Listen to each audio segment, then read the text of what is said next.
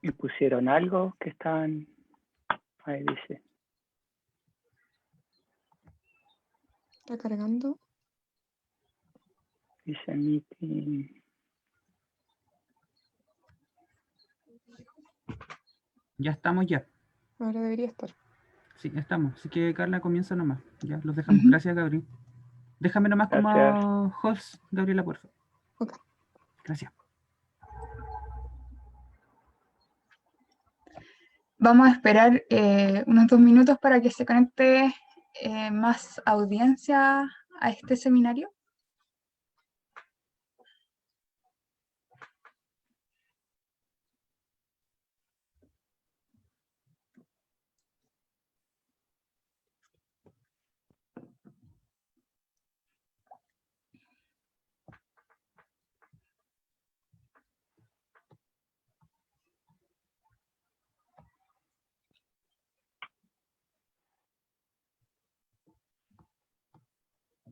Bien, vamos a comenzar. Muy buenas tardes a todos y todas. A nombre del Departamento de Ingeniería Civil de la Facultad de Ciencias Físicas y Matemáticas de la Universidad de Chile, saludamos a todas y todos los que nos acompañan y les damos la bienvenida al cuarto webinar que es parte del ciclo de seminarios de estructuras y geotecnia. Mi nombre es Carla Burgos, estudiante de Ingeniería Civil, mención Estructuras, Construcción y Geotecnia, y auxiliar del área de extensión. Hoy estaré a cargo de moderar esta actividad. Estos seminarios se estarán realizando cada 2 semanas hasta el 10 de noviembre. Estas actividades serán transmitidas vía Facebook Live del departamento. Nos puedes buscar como @dicuchile. Además, le recordamos a toda la audiencia que puede ver nuevamente los seminarios en nuestro canal de YouTube en @dicuchile. Daremos un par de minutos para que se siga conectando nuestra audiencia a nuestro Facebook Live. En el intertanto, aprovecharemos de saludar al profesor Fabián Rojas, que hoy nos dictará el seminario Diseño basado en el desempeño, desafíos. ¿Cómo está, profesor? Muy bien, muchas gracias, Carla. ¿Y tú cómo estás? Muy bien. Gracias, profesor. Daremos inicio a este cuarto seminario del área de estructuras y geotecnia. Les recordamos que al final de la sesión tendremos un espacio de 15 minutos para responder las preguntas del público, que nos lleguen a través del chat de la transmisión en vivo. El profesor Fabián Rojas es ingeniero civil de la Universidad de Chile, con un magíster en ciencias y doctorado en ingeniería civil de la University of Southern California, Los Ángeles. Él es profesor asistente del Departamento de Ingeniería Civil de la Universidad de Chile. Sus principales líneas de investigación son diseño y análisis sísmico de estructuras, análisis no lineal de estructuras de hormigón armado y acero, formulación de modelos no lineales para componentes estructurales, caracterización experimental de estructuras y componentes de hormigón armado ante cargas cíclicas, amenaza sísmica, vulnerabilidad y riesgo sísmico. Ha realizado docencia en los cursos de dinámica de estructuras, diseño sísmico y análisis matricial de estructuras. Actualmente es el coordinador del Magíster en Ciencias de la Ingeniería, mención Ingeniería Estructural, Sísmica y Geotécnica, y del Diplomado en Ingeniería Estructural y Diseño Sísmico en el Departamento de Ingeniería Civil de la Universidad de Chile. Adicionalmente, participa activamente en comités de normas y códigos nacionales e internacionales. El tema a ver hoy es una introducción al diseño sísmico basado en desempeño, recorriendo los diferentes desafíos que presenta para su uso actual. Profesor, puede compartir su presentación y nos vemos nuevamente al término del seminario. Muchas gracias, Carla.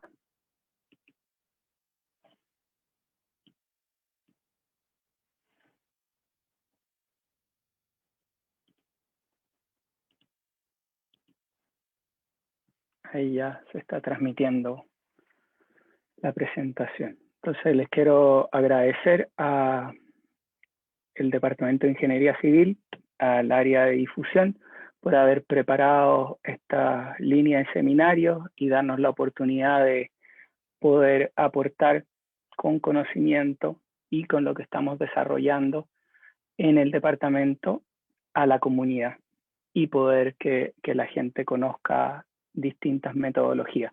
Entonces, ¿cuál es la idea de la presentación de hoy?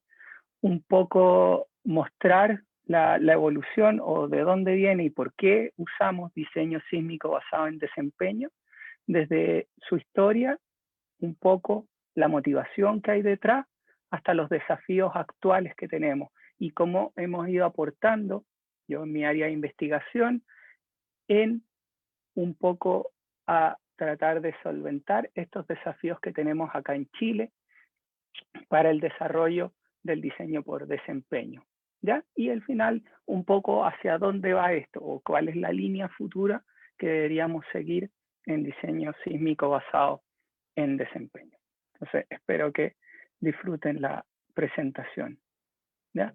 Entonces, lo primero que tenemos que ver es preguntarnos, ¿por qué diseño sísmico basado en desempeño? ¿Qué quisiéramos ver? ¿Qué nos viene a la mente cuando pensamos en desempeño? Principalmente, ¿para qué nos serviría para nuestra estructura? ¿Ya? Entonces, para poder responder esto, desempeño, estamos hablando de un objetivo, una forma que queremos que la estructura responda, ¿verdad? Para esto tenemos que ver qué es lo que hacemos actualmente o que se hace típicamente para estructuras regulares, ¿ya? Que es lo que se llama el diseño sísmico tradicional, ¿ya? Vamos a ver una pequeña repaso en qué es esto del diseño sísmico tradicional, cuáles son los parámetros que nosotros usamos, que analizamos ahí, para después saltar un poco a las motivaciones y poder introducir el diseño por desempeño. Entonces, ¿qué dice la mayoría de los diseños sísmicos tradicionales que están en los distintos documentos? Por ejemplo, en Chile con la NSH 433 o con el DS61 y la SS7, que tienen otras metodologías, pero también tienen estas metodologías tradicionales. Entonces, lo que tienen es una hipótesis básica. ¿Y qué queremos? Es que queremos que las estructuras presenten daño, estas tengan una baja probabilidad de colapso o, en algunos casos, que eviten completamente el colapso al ser sometidas a un sismo excepcionalmente severo.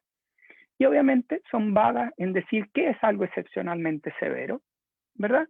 Y qué es una probabilidad baja de colapso, o si logramos evitar completamente el colapso. Pero tenemos esa hipótesis y ese fin, ¿ya? Que es que aunque presenten daño, tengan una baja probabilidad de colapso y tengan un cierto nivel de desempeño. ¿Cómo aseguran esto?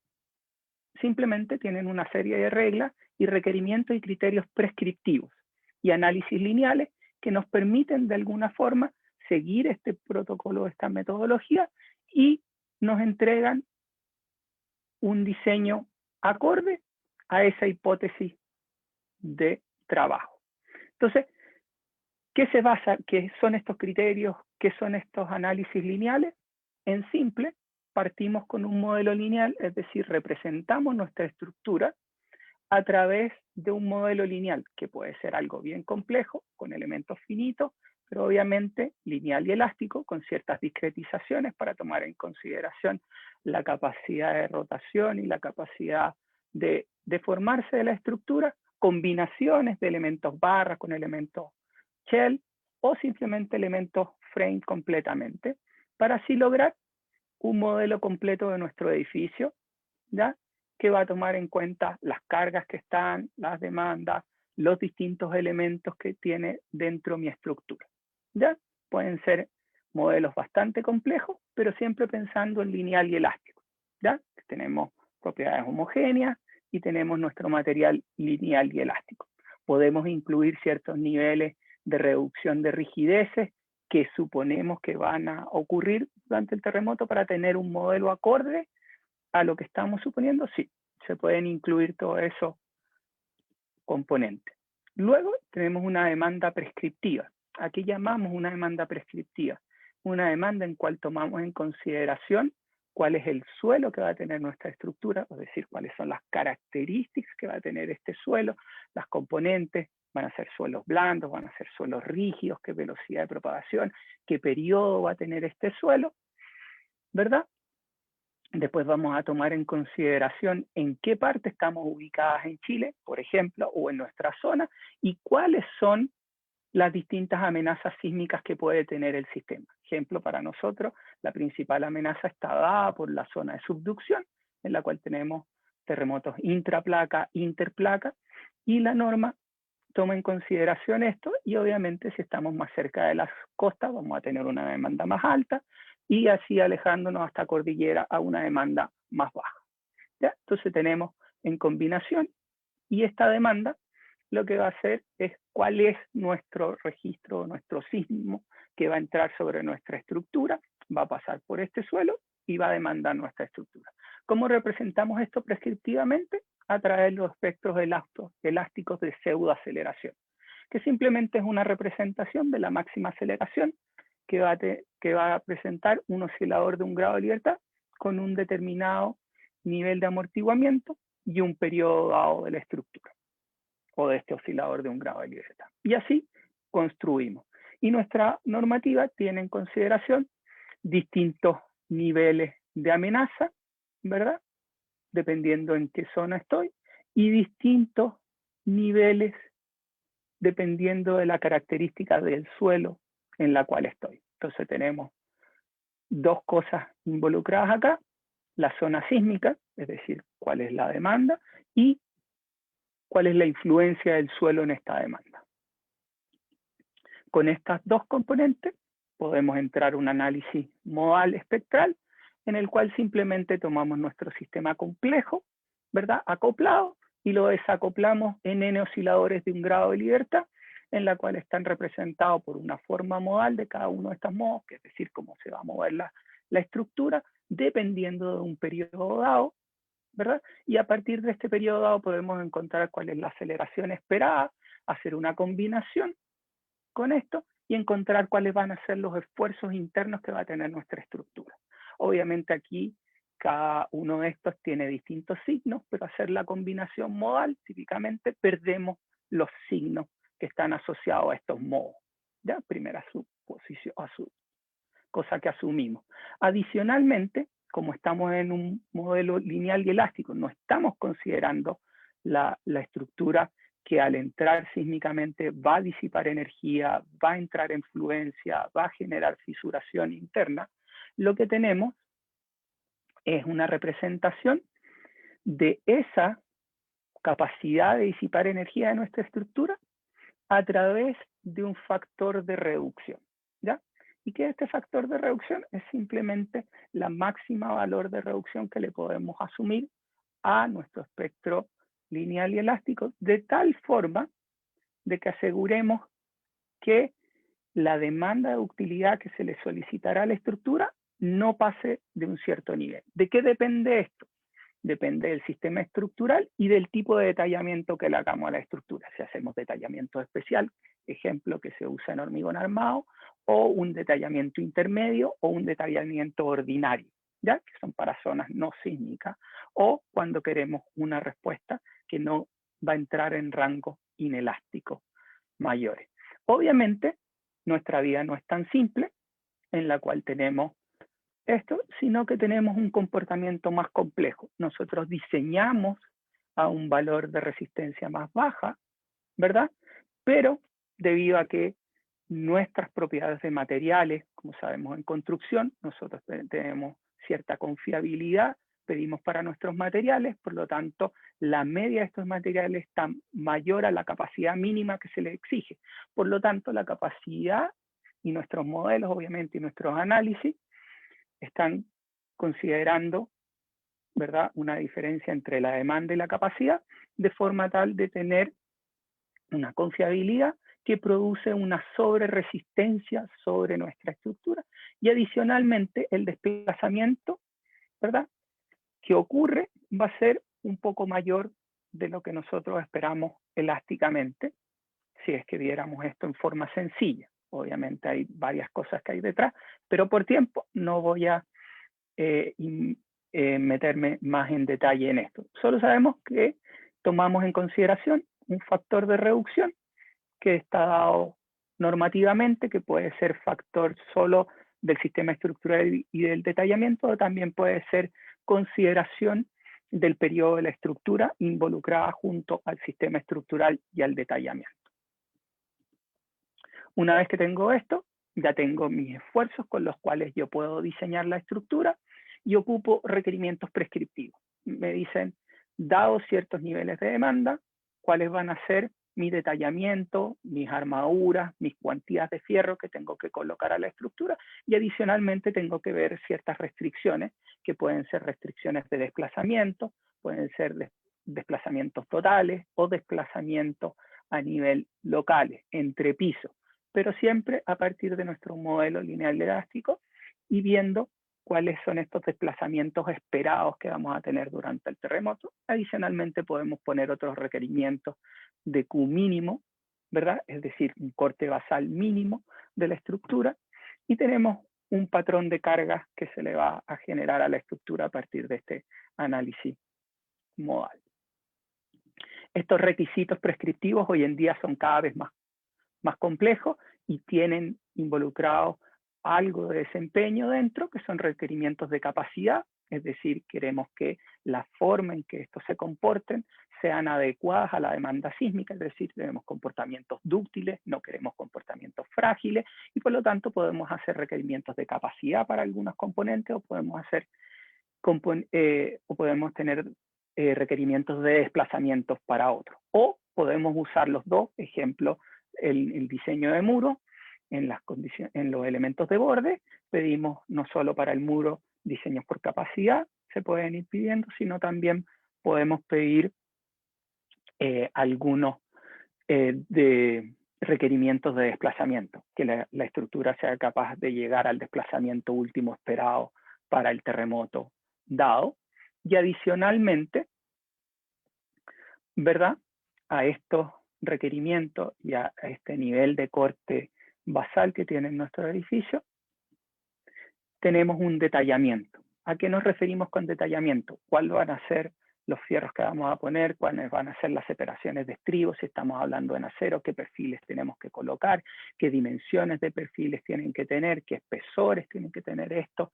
Si estamos hablando en elementos vigas, que queremos tener comportamiento dúctil, ¿cómo los vamos a enfierrar? ¿Cómo van a ser nuestros estribos? Vamos a tener que poner diagonales si son elementos de acoplamiento para que tengan un mejor comportamiento, ¿verdad?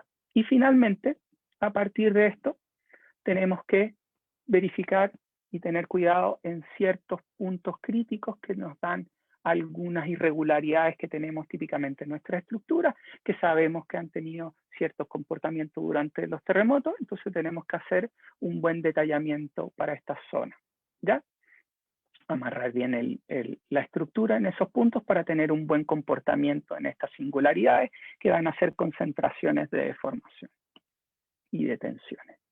Finalmente, pasamos a plasmar todo esto en planos para construcción, pero antes de eso podemos tener, dependiendo de las normativas, ejemplo acá en Chile, tenemos un proceso de revisión por pares o revisión estructural dependiendo de nuestro tamaño de estructura. Y esta revisión estructural, ¿qué es lo que hace? Nos dice si seguimos nuestro código de diseño.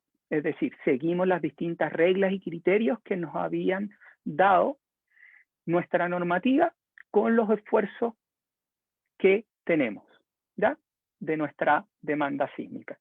Y después de eso, tenemos una aprobación, la firma del ingeniero, y tenemos, como dicen los americanos, Code Compliance Building, es decir, un edificio acorde a la normativa chilena.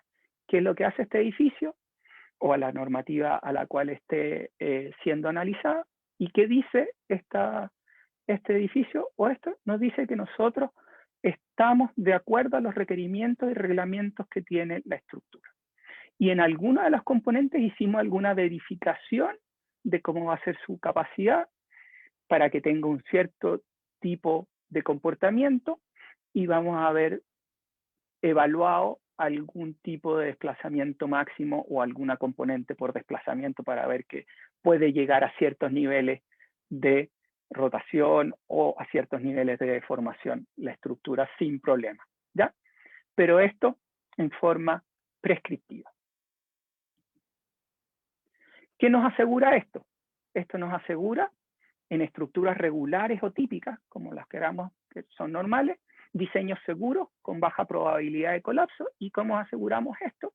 Porque la norma, a medida del tiempo, ha ido siendo sometida a distintos sismos de distintas magnitudes y de distintas demandas, y hemos visto que ha tenido un comportamiento acorde, ¿ya?, en ciertas cosas. En un segundo vamos a ver qué pasa. Adicionalmente, estructuras, y también nos vamos a tener estructuras con capacidades mayores a las indicadas en nuestros análisis lineales, asumiendo estas reducciones. ¿Ya? Vamos a tener un poco más de capacidad, que era esto que habíamos acá dicho como sobre resistencia en estas curvas de capacidad desplazamiento. ¿Qué pasa? Cada cierto tiempo, cuando ocurre un sismo, estas reglas y requerimientos se ponen a prueba. Entonces, ¿qué tenemos? Viene un sismo sobre nuestra estructura, con todo nuestro detallamiento, con todo el conocimiento que habían tenido los ingenieros, su análisis que habían hecho sobre su estructura, verifican la experiencia que tuvieron para el diseño, la generación del prediseño, de la estructuración del edificio, y se ponen a regla. Una gran mayoría de los edificios pasa sin grandes daños las estructuras, y ahí siempre está la pregunta: ¿pasaron los daños porque la demanda no fue lo suficiente? ¿Cuánto más faltó para llegar a la demanda última?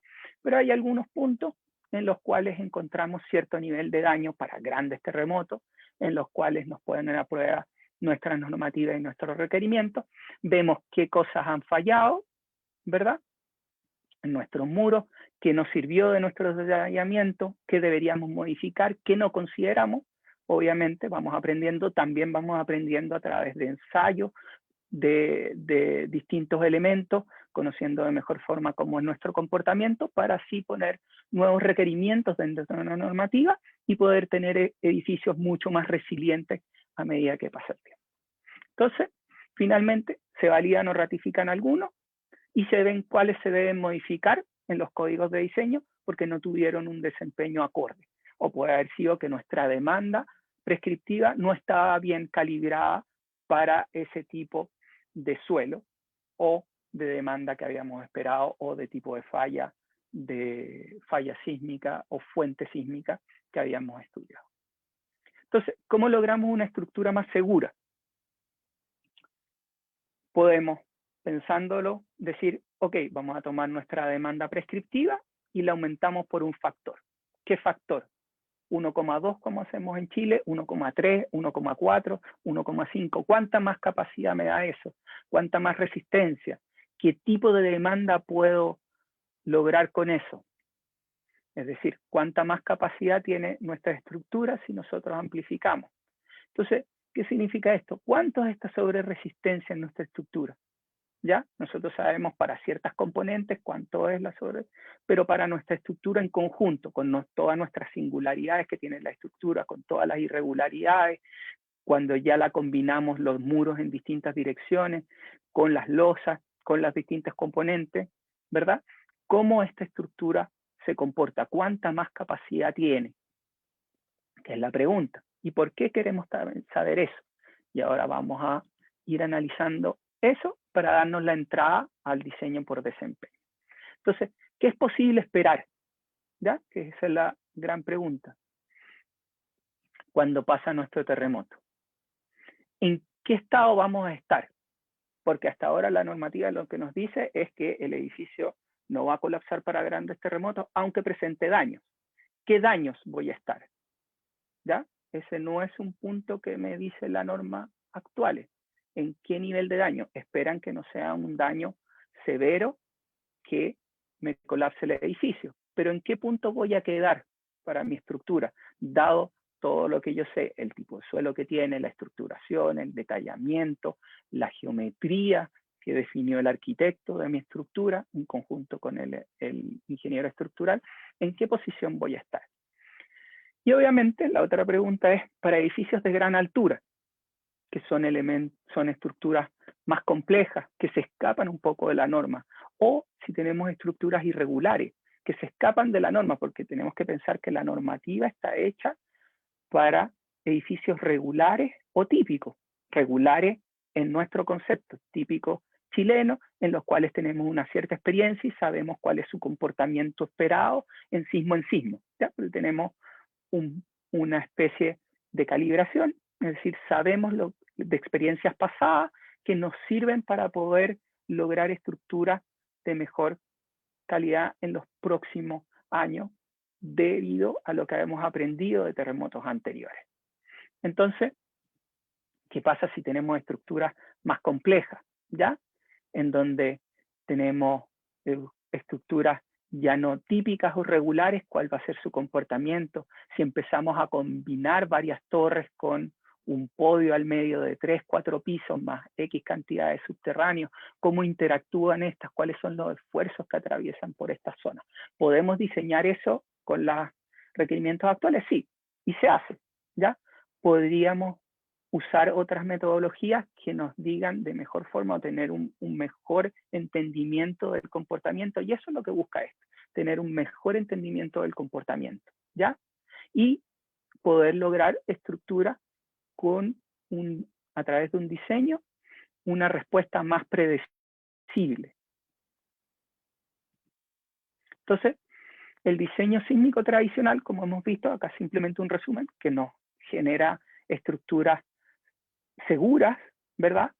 No hay duda de eso, lo hemos visto, pero hay estructuras que se escapan de nuestra normativa y por lo tanto las normas hoy en día tienden a permitirte una salida para que puedas estudiar y encontrar una estructura que sea igual de segura que lo que quiere la normativa chilena, aunque no cumplamos completamente la normativa, pero que me asegure que va a tener un buen comportamiento, porque voy a hacer algún tipo de análisis o metodología un poquito más compleja para poder entender de mejor forma cómo es su comportamiento físico, ¿ya?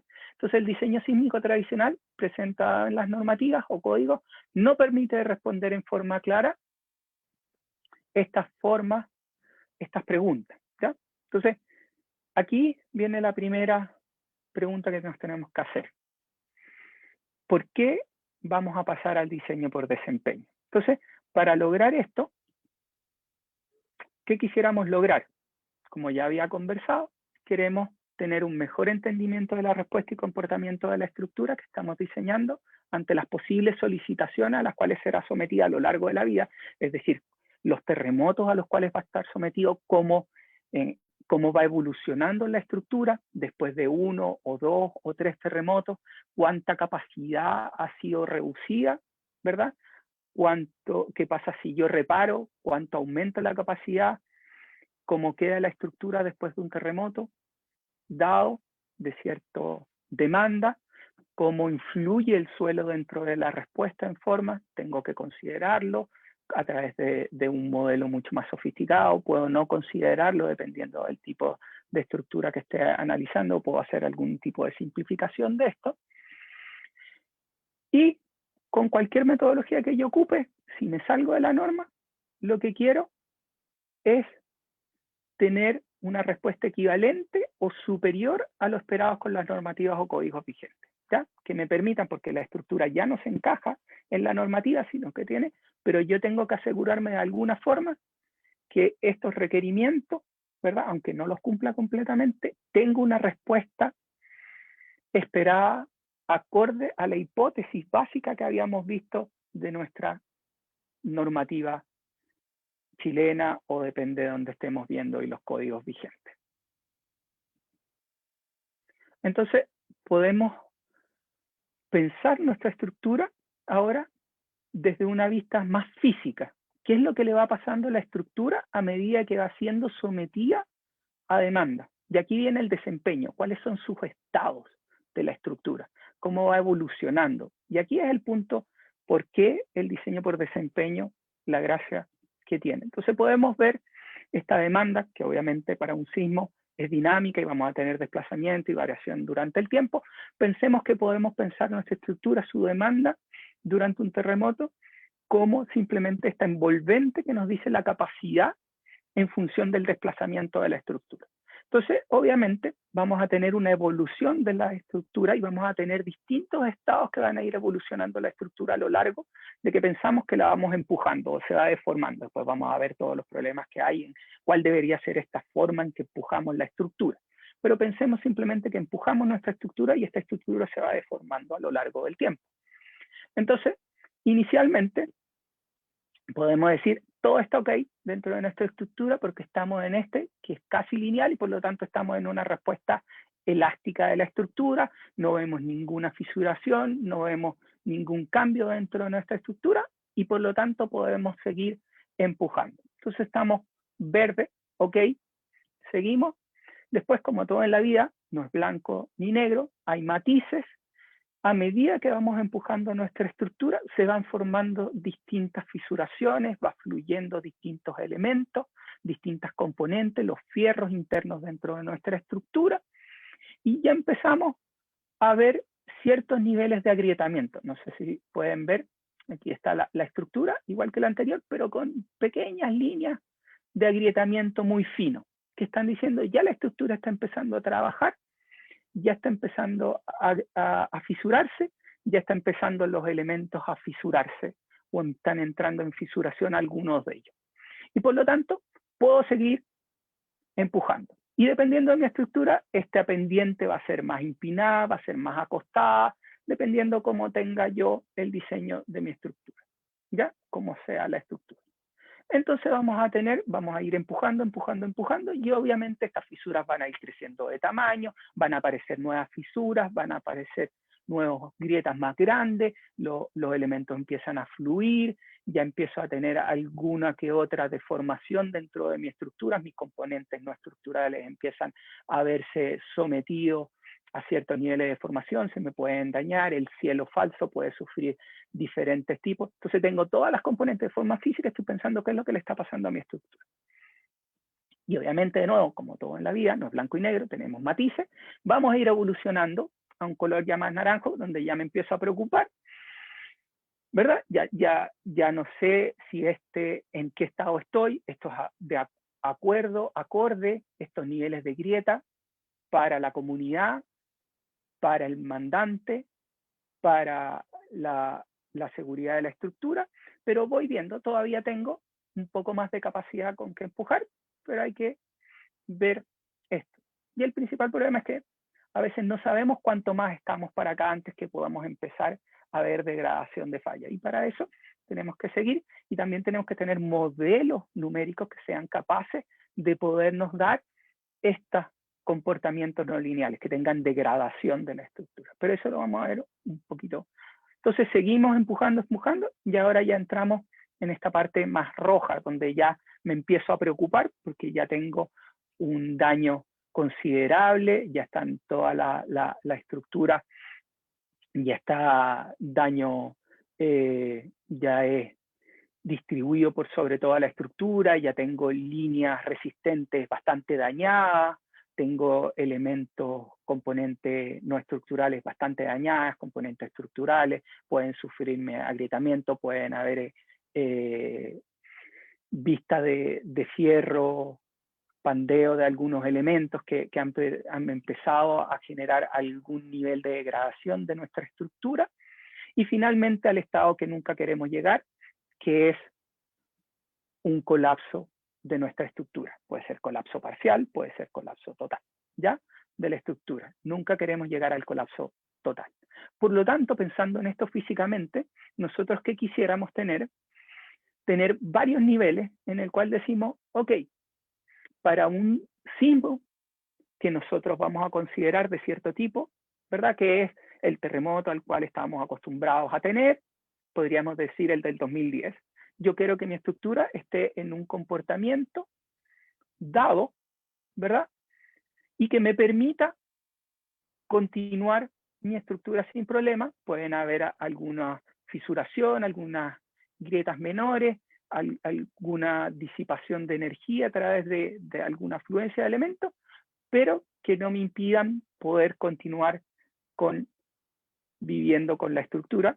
Y después, para algo que sea excepcionalmente grande, no quiero pasarme de cierto nivel porque ya en este punto ya no tengo mucha confianza, ¿verdad?, en el comportamiento que va a tener mi estructura. Ya no quiero ir más allá. Quiero estar acá en cual puedo reparar mi estructura, puedo volverla a las condiciones iniciales, puedo hacer los tiempos en los cuales va a estar la estructura detenida o en reparación van a ser más bajos, costos, todo.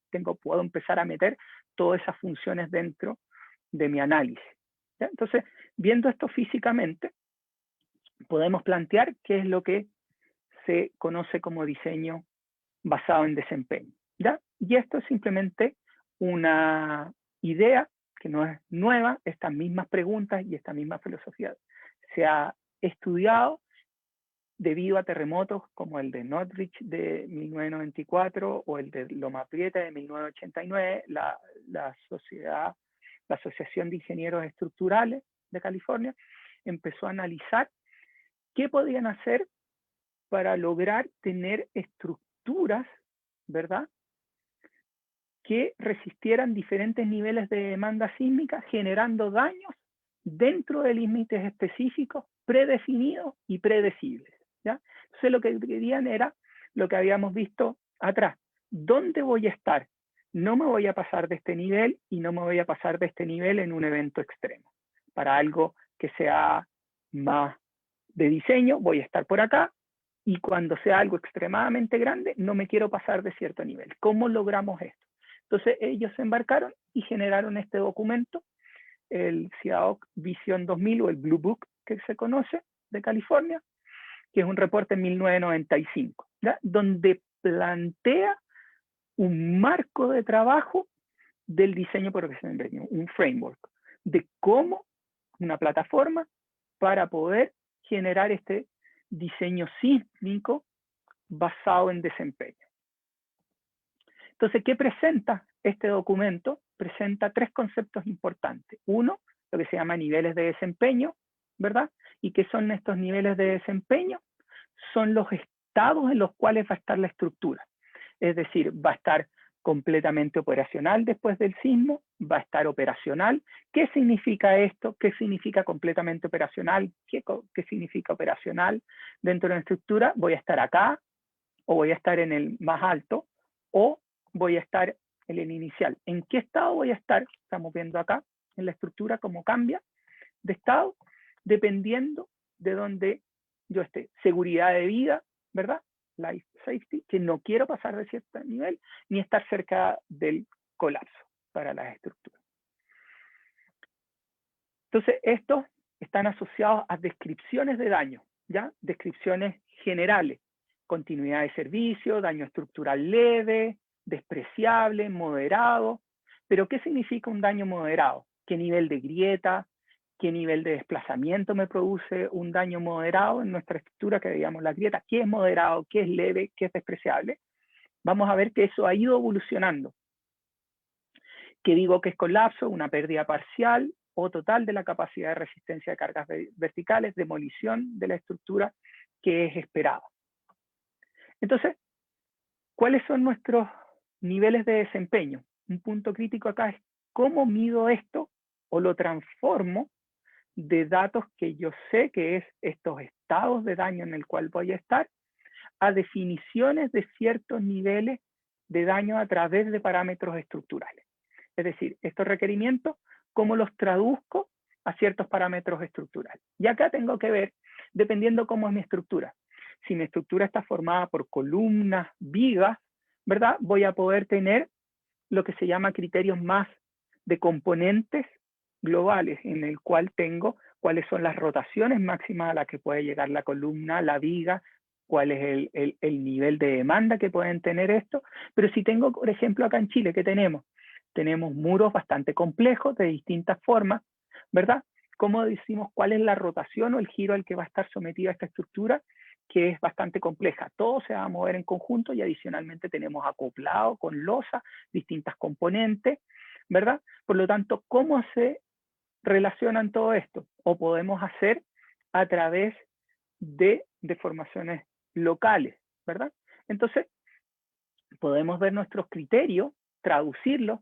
Cierto daño equivale a cierto nivel de desplazamiento máximo, que puede ser total, puede ser en deriva de piso. A propósito, yo coloqué aquí es un modelo en el cual tengo un modelo de corte, ¿verdad? Porque lo que yo quiero ver es la deriva real que ocurre entre el piso abajo y al cual van a estar sometidos. En el edificio más alto, el comportamiento es mucho más a flexión, por lo tanto tenemos rotaciones que se pueden producir, pero es por que la estructura, más que un desplazamiento interno propio que me va a producir los daños dentro de mi componente. Entonces, los niveles de desempeño también los puedo llevar a algún criterio en función de daño estructural, con deformaciones unitarias, desplazamiento de entrepiso, o los puedo llevar a daños en componentes no estructurales, porque dentro de esto va a haber gente que va a estar habitando, ¿verdad? Esto es solo la parte estructural. Internamente yo puedo tener tabiquería, puedo tener cerámicos, puedo tener distintas componentes ventanales. Por lo tanto, ¿cuáles van a ser las demandas que me generen daños sobre esas componentes? ¿Verdad? Entonces podemos tener en derivas o aceleraciones o daño de contenido en hospitales, la aceleración máxima de los equipos que se van a ver alterados. Por lo tanto, el desempeño se basa principalmente en estos criterios que lo llevo de parámetros estructurales, que lo llevo de daños, perdón, que yo tengo, que son grietas, a algún nivel de parámetro estructural que pueda usar con mi análisis. Que me gustaría llevarlo directamente a este nivel de grieta y asegurarme que el nivel de grieta no es tanto. Sí, quisiera lograr eso, pero sí, eso es un desafío un poco más grande que tenemos hoy en día, porque necesitamos tener suficiente información, porque no un drift no me significa directamente un nivel de grieta dado. Hay una variabilidad en ese nivel de grieta que yo puedo tener. Entonces, volviendo un poco después que vimos estos niveles de desempeño, el otro concepto que introduce el CIOC para poder generar nuestro diseño por desempeño es lo que presentamos como niveles de sismo de desempeño. ¿Qué esto qué quiere decir? ¿Cuál es esta demanda sísmica o este registro de aceleraciones que va a someter a nuestra estructura? ¿Va a ser algo frecuente, es decir, algo que se repite constantemente, o algo ocasional, que lo vemos y es el que usamos para un diseño, es algo raro o es algo muy raro? ¿Cómo expresamos esto? Esto lo expresamos a través de probabilidades de excedencia. Entonces decimos con un 50% de probabilidad de excedencia en 30 años, ¿ya? El nivel de aceleraciones que se va a ver. Ejemplo, nivel de aceleraciones que tenga un 50% de probabilidad de excederse en 30 años, o un 10% en 50 años, o un 10% en 100 años. O podríamos ir más allá, a un 2% en 50 años, que nos da un registro mucho más grande porque va a ser una aceleración excepcionalmente, pero ya tenemos algo más cuantitativo de cómo es esta demanda con una probabilidad baja de excedencia. Y el tercer concepto es lo que se llama el objetivo de desempeño, que es la combinación de este nivel de sismo con este nivel de daño que queremos. ¿En qué estado queremos estar para este nivel de demanda? Entonces ya estamos en algo más físico, en el cual estamos relacionando, dependiendo de la aceleración, cuál es el estado de daño que yo quiero. Y ahora yo me puedo mover. Si yo encuentro que mi estructura es crítica o es esencial, yo me voy a mover más a un nivel de desempeño o estado de daño menor, porque no quiero que nada pase a esa estructura, porque pone en riesgo la salud de las personas o pone en riesgo la continuidad de servicios esenciales para la población después de un evento grande. Entonces, con esto lo que uno forma es lo que se llama la matriz de objetivo de desempeño, que ha mantenido más o menos constante a lo largo del tiempo, en lo cual tenemos nuestros distintos niveles de desempeño, complemento operacional, seguridad de vida, prevención de colapso, para los distintos niveles. Lo primero que tenemos que marcar es lo que no queremos que ocurra. Entonces, lo primero que hacemos es decir, yo no quiero tener operacional para frecuente ni seguridad de vida, porque sería un diseño muy, muy pobre para nuestra estructura, por lo tanto, no queremos esos comportamientos. Ahora, nosotros vamos a tener, todas las estructuras no son iguales. Hay estructuras que son más básicas, ¿verdad? O estructuras regulares o estructuras esenciales. Por lo tanto, no todas van a estar en la misma línea. Entonces, generamos distintos objetivos de desempeño, que es lo que propuso la 95, en el 95 el CIOC, la visión 2000, el objetivo básico de desempeño, ¿verdad? Que tenemos una línea por donde yo quiero estar mi estructura para distintos niveles, como es el comportamiento que quiero que tenga. Después, objetivos para estructuras esenciales, quiero estar en una línea de un comportamiento mucho mejor, es decir, quiero estar completamente operacional, ya no para el frecuente, sino para el ocasional. Quiero estar en operación al terremoto raro, ¿verdad?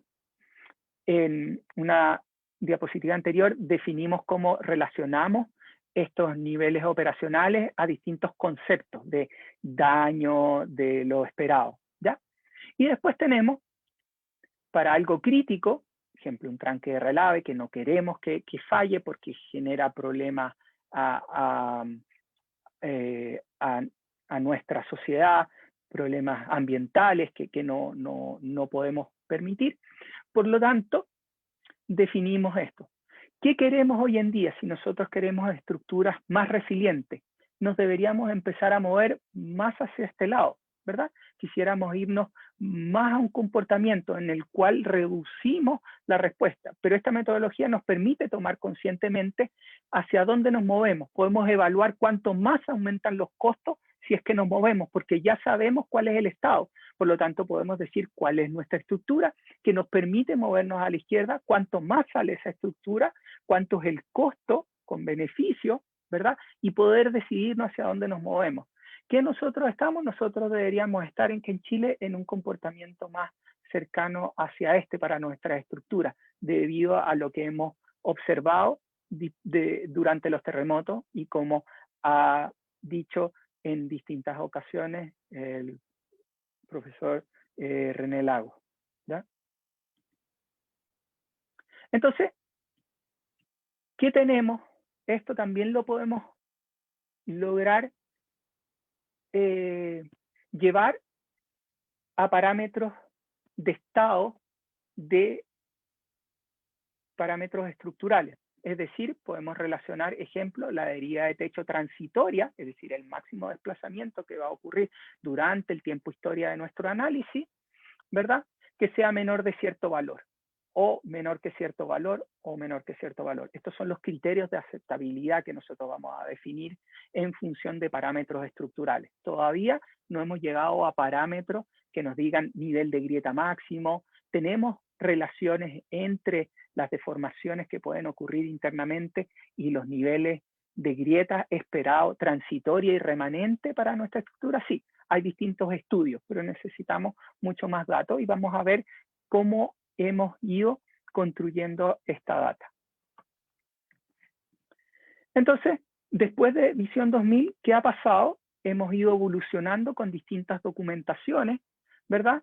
Desde el 95 apareció ATC 40, el FEMA 273, que son documentos que explican propiamente tal la metodología de diseño por desempeño, pero para la rehabilitación de estructuras. ¿Se pueden usar para el diseño de nuevas estructuras? Sí, pero está enfocado a estructuras existentes, encontrar cuál es su nivel de desempeño basado en análisis no lineal estático, es decir, empujar la estructura. ¿Y qué tipo de análisis estático?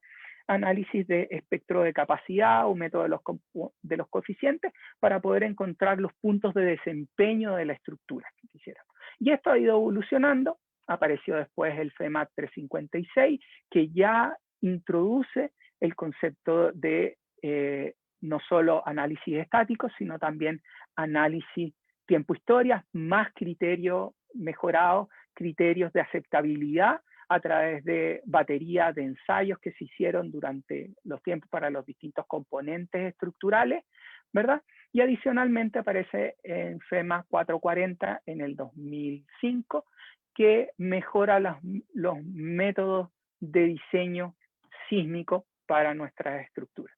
Entonces tenemos cómo ha ido evolucionando esto. Estamos viendo la línea hecha en California. ¿Por qué?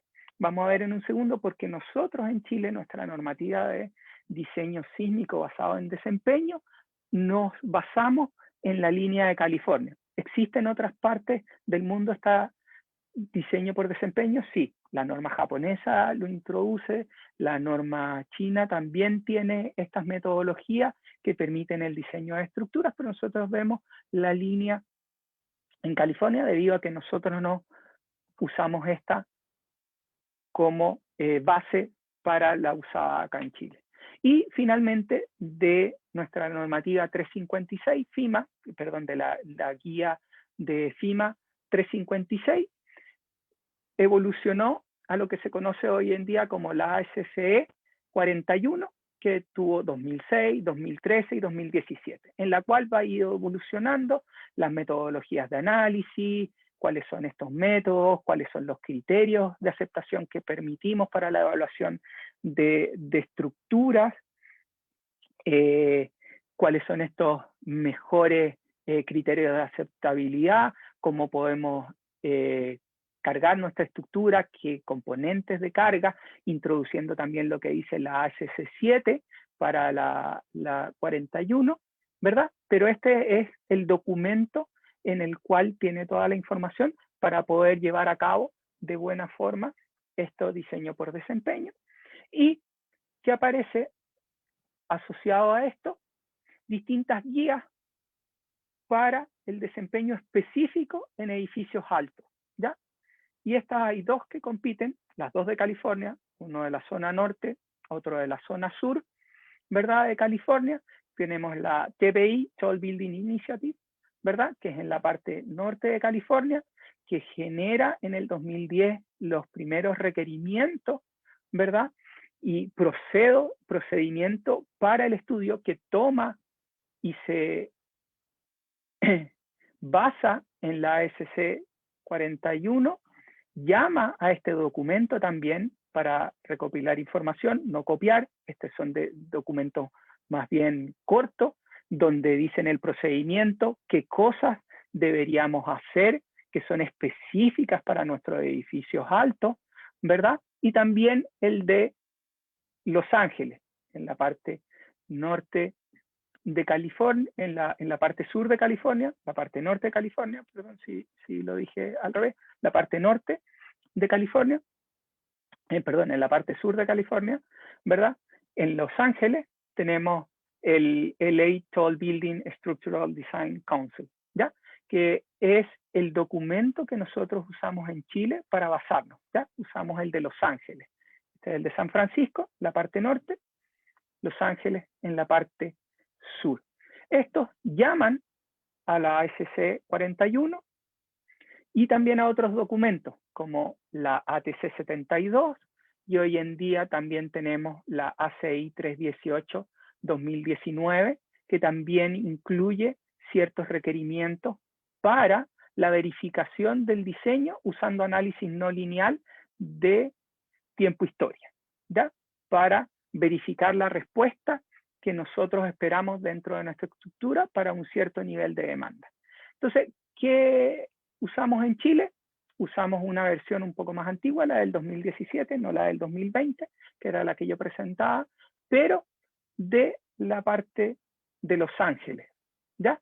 Entonces, el diseño sísmico basado en Chile se basa en el de Los Ángeles. Tomamos la información y la adecuamos y lo dejamos abierto para el diseño de edificios, no solo de edificios altos, sino para edificios en Chile.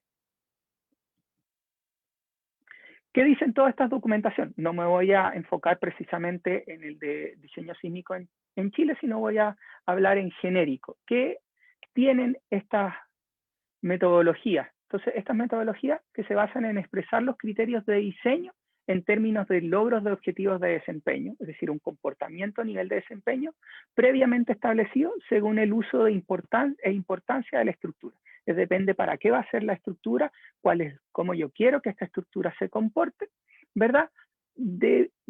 Al ser sometida a distintos niveles de demanda, ¿ya? O niveles de amenaza sísmica que vamos a ver. Y establecido de acuerdo a las características sísmicas esperadas para la región, que presentan una metodología aceptable, una evaluación adecuada del peligro, es decir, cuánto es este registro que me da un 10% de probabilidad de excedencia en 50 años o que me da un 5% de probabilidad de excedencia en 50 años, técnicas validadas para usar nuestro análisis, podemos usar análisis tiempo-historia, qué tipo de análisis tiempo-historia no lineal podemos ocupar, qué metodología, qué tipo de modelamiento usamos en nuestro análisis, cómo vemos estas estructuras y algunos criterios razonables de aceptación. ¿Cuál es la máxima derivada de piso? Viendo en criterios globales o criterios locales. Entonces, lo importante acá son los criterios de aceptación racionales. Entonces, si vemos esto en un diagrama que tenemos, partimos con nuestra selección de los objetivos de desempeño, que son los criterios de aceptabilidad que va a tener nuestra estructura. Hacemos o realizamos un diseño preliminar de esta estructura de alguna forma, que la vamos a ver en un segundo, que típicamente usa diseños por capacidad para algunas componentes o diseño por desplazamiento para otras componentes, dependiendo de cómo queramos ver la respuesta de nuestra estructura y del componente específico. Y después evaluamos, y aquí es la clave, evaluar el desempeño, evaluar el estado que tiene la estructura, en qué posición vamos a estar, si se acuerdan de esta curva, en qué posición nos colocamos, ¿ya? Entonces, para esto evaluamos, vemos si cumple, si no cumple, revisamos nuestro diseño, cambiamos nuestras componentes y volvemos a evaluar. Vemos si ahora cumplimos nuestros criterios, si no, seguimos hasta, iteramos hasta lograr cumplir, ¿ya? Y una vez que se cumple, finalizamos. Finalizamos en un sentido general. En realidad aquí pasamos a lo que se llama todo la revisión de pares. Entonces, vamos a tener un panel que va a revisar que todos los análisis que hicimos fueron correctos, que las suposiciones de los materiales hicimos, que vamos a empezar a ver ahora, que es la parte más compleja, es decir, qué niveles nosotros definimos para nuestra estructura. Entonces, ¿qué ha ido cambiando a medida en estos documentos? Simplemente cambió un poco la nomenclatura de cómo nosotros llamamos a estas componentes, entre operación, operación inmediata, seguridad de vía, prevención de colapso. Han cambiado un poco el nombre, pero en realidad el concepto sigue siendo el mismo. Y también los nombres de los niveles de amenaza. Ahora hablamos frecuente, servicio, diseño y sismo máximo considerado, ¿ya? Es el máximo que vamos a considerar, poniéndonos en realidad qué es lo máximo que estamos considerando. ¿Puede haber algo mayor? Probabilísticamente sí, puede haber algo mayor, pero es lo máximo que vamos a considerar y que estamos de acuerdo como sociedad de poder lograr esto. De nuevo, si queremos hoy en día que es tan importante la resiliencia, con estas metodologías nosotros podemos tener un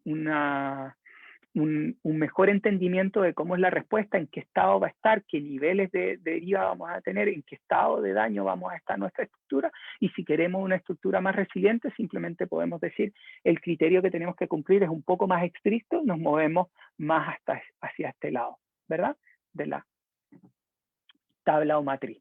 Como ha cambiado a lo largo del tiempo, no me voy a detener mucho en esto, simplemente distintos códigos, el eurocódigo también tiene cosas con diseño con desempeño, no me voy a meter, pero hablan típicamente de lo mismo y lo que se ha ido bajando es simplemente a tener dos estados, estas dos líneas que nosotros dijimos, un estado sismo de diseño donde quiero tener un cierto comportamiento y un estado mucho más alto de máximo considerado donde no quiero atravesar de eso porque ya el comportamiento de la estructura no estoy muy seguro de ahí para allá cuánta reducción de capacidad, no sé si mis modelos son capaces de lograr medir en ese, pero un punto seguro donde digo que el comportamiento y nivel de daño al cual quiero estar, estoy conforme, ¿ya? Puedo repararlo en tiempo acorde, puedo tener, en algunos casos continuidad, o si va a estar desalojado, no va a generar peligro para la estructura y puede ser reparado en tiempos y costos acordes, ¿ya? Que tienen que ser definidos. Y esta es la gracia de esto. Y aquí tenemos un poco lo que hace la normativa chilena. En cuanto a los criterios de aceptabilidad, los podemos ver, como ya vimos, a nivel globales de nuestras componentes, o podemos ir un paso más allá. Estos criterios, como hemos visto en los distintos documentos, fueron de globales a locales, combinando estos dos. Podemos ver a nivel de piso, desplazamiento, podemos ver a nivel globales de desplazamiento, o podemos irnos directamente a las componentes. Podemos ver cuánto van a ser las rotaciones máximas, momento curvatura que va a tener en qué punto yo quiero estar para estos elementos, no quiero pasar a cierto punto, ¿verdad? Y puedo tener algún criterio que tengo que evaluar después de correr mi estructura, ver que cada uno de estas componentes cumple, o puedo tener en estructuras mucho más complejas, donde no voy a poder determinar rotaciones, sino que voy a poder determinar cuáles son las deformaciones a las cuales está sometido mi estructura, y yo no quiero tener deformaciones mayores a cierto valor, ¿verdad? Porque esas deformaciones mayores a cierto valor van a significar descascaramiento del hormigón o agrietamientos de cierto valor que me van a dejar deformaciones remanentes. Entonces, estos criterios tengo que tener cuidado porque están criterios que son transitorios, que es durante el movimiento sísmico, ¿verdad? Máximas grietas, y están los remanentes, que es el estado final que va a tener la estructura. ¿Cuál va a ser la grieta que yo voy a ver una vez que el terremoto haya pasado? No durante. Entonces hay que tener cuidado a cuál me estoy refiriendo, si a criterios locales, transitorios o remanentes de estructura. Y tengo que ver los dos. ¿En qué hemos colaborado hasta ahora en esto? Hemos ido, por lo menos en el departamento, y yo como investigador, en que hemos colaborado en estos desafíos, y un poco acá voy a empezar a mezclar un poco cosas que hemos hecho nosotros para lograr ir mejorando o introduciendo nuevos criterios que sean acordes a Chile. El profesor Leonardo Mazzone también tiene una batería de ensayos grandes que permitieron también en conjunto, cuando estábamos trabajando en el subcomité que generó la normativa de diseño sísmico por desempeño, planteamos con todos estos datos para poder delimitar los criterios usados a Chile que son específicos a nuestra estructura. Por lo menos, ¿qué hemos hecho? Tenemos ensayos de muros rectangulares y tenemos ensayos de muros un poco más complejos. Estos muros T, típicos que vemos en Chile, que son común ver por la división que se produce en los departamentos, entre el pasillo de afuera y la separación entre departamentos y departamentos, que generan ciertos componentes, y adicionalmente algunos de estos edificios en la parte de abajo, para adecuar el estacionamiento y el flujo de autos, tienen unas especies de recogimientos, que es lo que llamamos muros bandera, y que ya habíamos visto un poco esas singularidades que producen una concentración de tensiones en estos puntos. Entonces, ¿en qué hemos colaborado? Por ejemplo, este es un proyecto Fondesit que llevé a cabo, proyecto de iniciación, con un grupo de alumnos, Fernando Muñoz y Mario Ruiz, en el cual tomamos nuestra estructura. Aquí vamos a ver en ensayo 3 muros. ¿Y cuál era la diferencia de estos muros? Sin confinamiento, con confinamiento y con esta abertura o este recogimiento tipo muro bandera. Entonces, ¿qué empezamos a ver? Esto es un proceso de fotogrametría donde se tiene la estructura con estos puntitos, ¿verdad? Y lo que se hace en este tipo de ensayo se hace cíclicamente, y hay una cámara que está constantemente tomando fotos, y después, a través de un análisis, se va haciendo el rastreo de estos puntos o estas manchas sobre nuestra estructura, y con esos cambios de posición podemos inferir, o podemos calcular, mejor dicho, con cierto nivel de precisión, cuál es la deformación que existe en el plano. Entonces, ¿cuál es la gracia de esto? Como vemos acá, nuevamente, esto nos permite poder ver cuáles son las grietas que se van formando, ¿verdad? Si uno pudiera hacer un zoom, por tiempo no lo voy a hacer, pero si uno se acerca acá, uno puede saber que donde están estos puntos más amarillos que se ven en las fotos, son los puntos de mayor tensiones, y ahí vamos a ver la aparición de grietas de nuestra estructura, hasta que llegamos, obviamente, la metodología funciona hasta el punto donde se empieza a desprender el hormigón, y ya en ese punto ya no podemos seguir haciendo el rastreo, y por eso por el otro lado de estos ensayos tenemos una batería de sensores típicamente estándares para poder hacer la medición también de deformaciones, no tan precisas como esta, que podemos ver un diagrama completo, sino más locales, de ciertos rangos.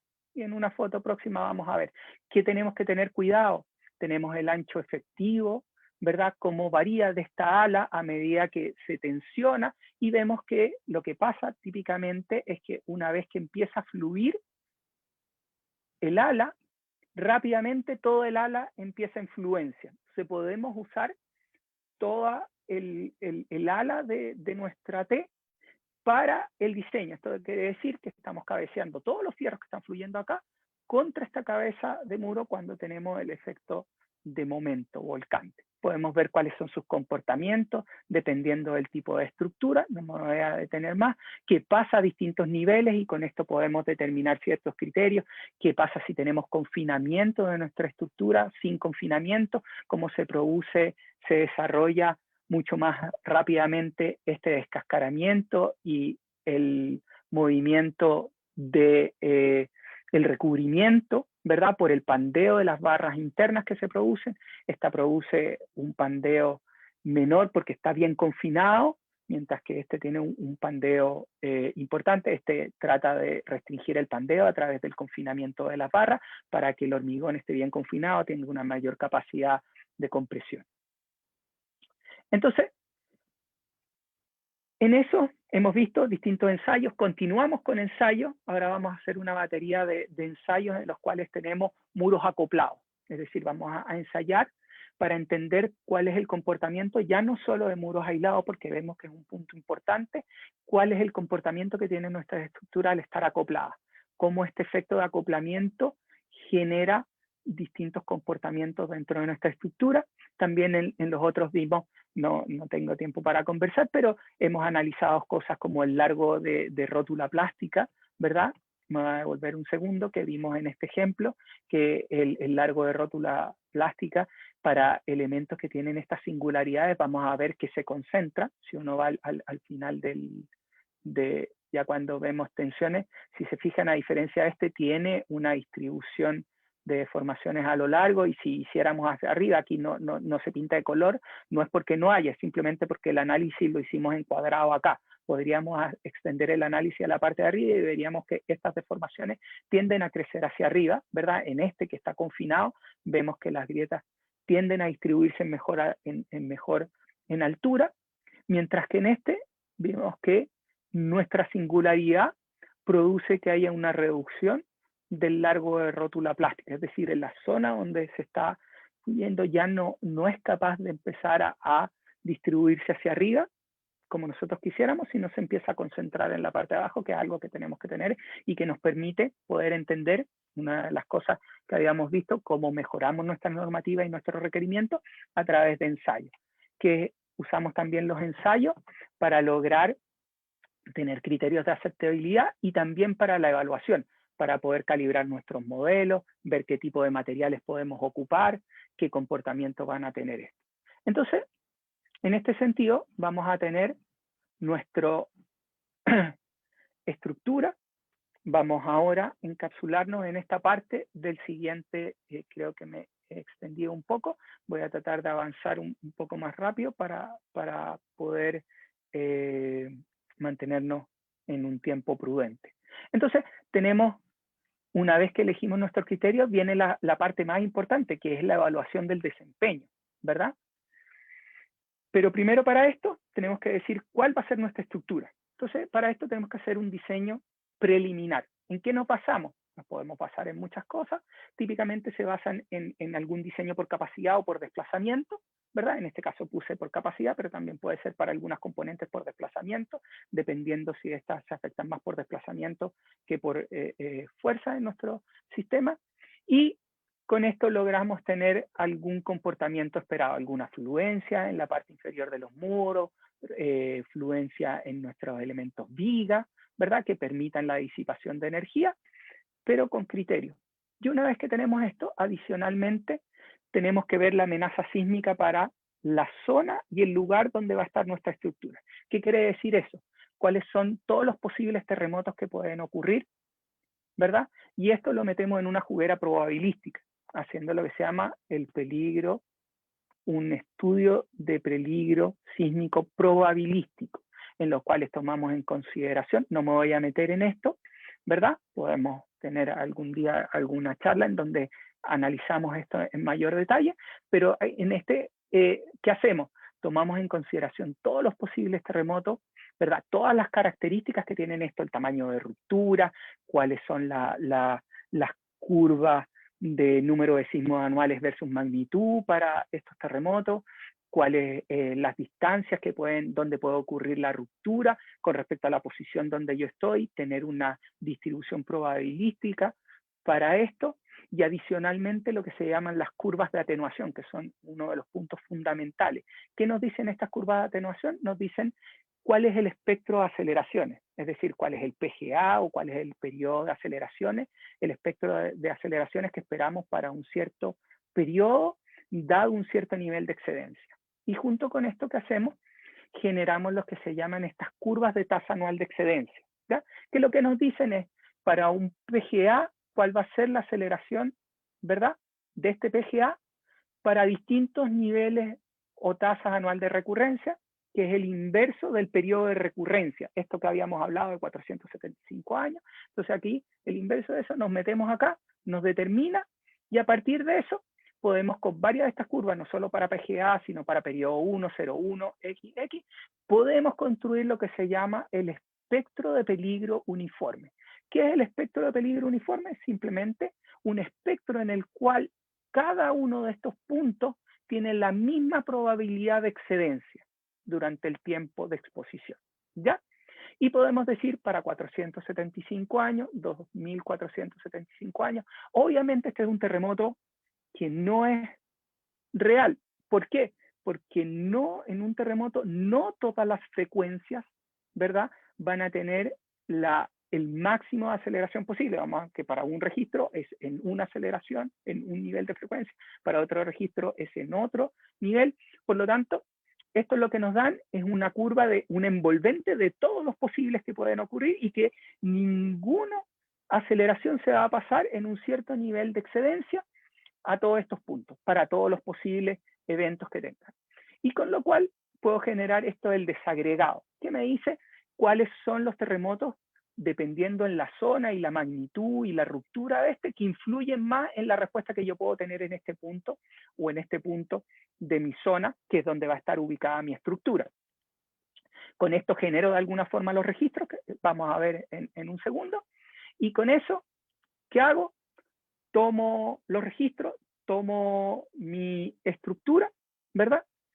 Genero mi modelo, en esto simple, un modelo no lineal, dependiendo de cómo es la estructura, es la complejidad que vamos a usar para este modelo, ¿verdad? Aplico las cargas, le aplico el sismo y corro con el computador. Dependiendo de lo complejo de mi modelo, espero un par de días, si es que converge, ¿verdad?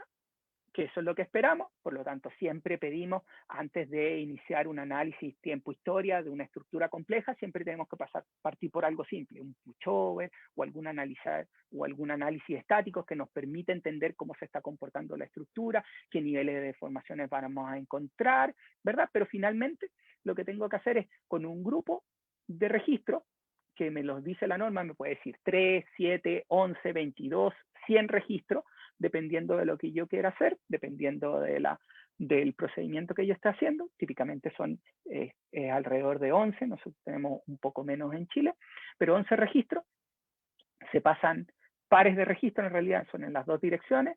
También se podría incorporar el vertical, todavía no se incorpora porque no se ha visto que hay ciertas componentes que sí se ven afectadas por las aceleraciones verticales, pero si la estructura no se ve alterada por aceleraciones verticales, podemos ignorar ese y solo tener los pares de registro. Corremos y tenemos nuestra curva, si es que estamos haciendo un pushover, o un tiempo historia, tenemos un desplazamiento de techo y vamos a tener desplazamiento para cada uno de estos nodos que están en nuestra estructura, y a partir de esos desplazamientos podemos encontrar, igual que hicimos en fotogrametría, rastrear eso y encontrar cuál es la deformación. Ahora podemos encontrar la deformación interna para cada uno de estos. Como son materiales no lineales, vamos a tener las deformaciones, vamos a tener sus tensiones y vamos a tener cómo es la evolución de estas tensiones que van a ser en función. Y esta es la principal diferencia entre este y este. Tenemos la evolución de lo que pasa. Podemos considerar que hay reducción de capacidad por ciclaje, ¿verdad? Hay deterioro dentro de nuestras componentes. En este vamos a tener que, a menos que hagamos algún pushover cíclico, que es un poco mayor, vamos a poder ver estas fatigas que ocurren dentro de las componentes. ¿Qué pasamos a hacer? Vemos nuestras deformaciones, nuestras tensiones internas, nuestros desplazamientos. Analizamos que estemos cumpliendo los requerimientos, ¿verdad? Que son los criterios de aceptabilidad. No se cumplen, volvemos al diseño, cambiamos alguna componente, engrosamos un muro, aumentamos cuantía, hacemos algo para mejorar nuestro diseño, volvemos a correr, volvemos a esperar un tiempo para encontrar nuestra solución, y este es uno de los principales problemas, el tiempo que se demora en los análisis, y estar seguro de que nuestro análisis está haciendo en forma correcta.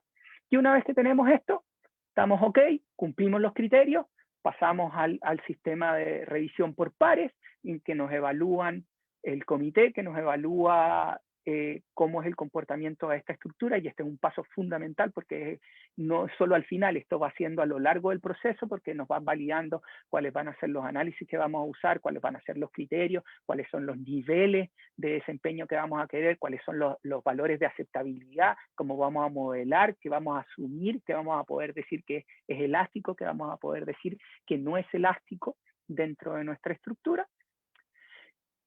Dentro de esto, vamos a ver en qué hemos contribuido con algún granito de arena a través de los distintos estudios que hemos hecho acá en la universidad con el grupo de trabajo. Ejemplo acá, lo que tenemos es del estudiante Idini en conjunto con el profesor Sergio Ruiz, el profesor César Pastén del departamento, el profesor Sergio Ruiz del departamento de geofísica. Nos pusimos a encontrar una nueva curva de atenuación, ¿ya? Para Chile, tomando los datos que teníamos. ¿Y cuál era la idea detrás de esto? Poder separar, que es algo que se hace comúnmente, entre lo que es la fuente, ¿verdad? El recorrido de nuestra estructura. Voy a devolverme un segundo. Entonces, nuestra distancia y adicionalmente lo que es el suelo, cuál es la respuesta. Y este fue uno de los aportes que hicimos, aparte de la curva de atenuación, fue generar estas nuevas funciones de amplificación que nos permiten considerar ya no solo la fuente y la distancia, sino también el tipo de suelo. Y esto lo clasificamos no solo a partir de las propiedades de DS, sino también incorporamos el periodo del suelo, ¿ya? Para tener un comportamiento mejor de la estructura, que hemos ido evolucionando con otro alumno de magíster, Camilo Tiznado. Estamos ahora analizando cómo mejorar estas curvas para distintos tipos de suelo. ¿Qué nos permite esto? Encontrar la curva de atenuación. ¿Qué es una curva de atenuación? Simplemente nos dice, y que usamos en el proceso de esta juguera de el análisis de amenaza sísmica probabilística, en la cual tenemos nuestra curva que nos indica cuál es el PGA a medida que nos alejamos de la falla para un nivel de magnitud dado de terremoto, ¿verdad? Y para un tipo de terremoto, si es intraplaca o interplaca, ¿ya? Dependiendo de dónde estemos, si es intraplaca o interplaca. Y aquí vemos cómo los resultados, comparándolo, los puntitos son los registros reales, vemos que tenemos un buen correlación entre lo predicho por el modelo y los datos observados, y como vemos hay una cierta distribución, y aquí hay una probabilidad, aquí estamos viendo la media, tenemos una dispersión, y esa dispersión es la que se toma en consideración dentro de este análisis de amenaza sísmica probabilística. Y aquí vemos, una vez que ya ingresamos este factor de suelo, cómo se modifican los registros para distintos tipos de suelo. Vamos a ver más influencia para suelos más blandos y cómo podemos incluir esto. Adicionalmente, que hay que tener cuidado, que hablábamos, estos registros, ¿cómo tomo? Tomo un registro real y lo amplifico, como dice acá, este es mi real y simplemente lo amplifico, pero si nos fijamos, al amplificarlo, simplemente que yo logro tener, me acerco a la envolvente, pero puedo tener en algunas partes una gran demanda que sobrepasa, y la otra opción es hacer algún tipo de spectral matching, que es que tomo mi registro y lo modifico localmente durante la serie de tiempo, agregándole ondas o quitándole ondas a esto. Puedo usar una metodología como la de Al-Atik y Abrahamson, ¿verdad? Para modificar este spectral matching, y ponernos más cercano al espectro o a la curva de atenuación del registro que nosotros queramos, ¿ya? ¿Qué hay que tener cuidado con esto? Obviamente, dependiendo de lo que yo amplifique, si yo tomo todos mis registros y los amplifico, simplemente tomo un grupo de registros con intensidades más bien bajas o valores de aceleración bajo y lo empiezo a amplificar, que voy a ver si estos siguen la relación que yo veo, y esto lo vimos en dos trabajos, uno con Jorquera, ¿verdad? Un alumno, en el cual vimos ¿Qué grupos, si agrupamos en distintos niveles con aceleraciones de 0,1 G, 0,2, 0,3 y los empezamos a amplificar, cómo variaban todos sus parámetros, potencial destructivo, intensidad de área, y definir cuál es la cota que yo puedo decir, mira, ¿sabes qué? Si tú ocupas todos los registros que tengan un cierto nivel de aceleraciones, vas a tener más o menos, vas a seguir la misma tendencia que sigue toda mi base de datos, ¿ya?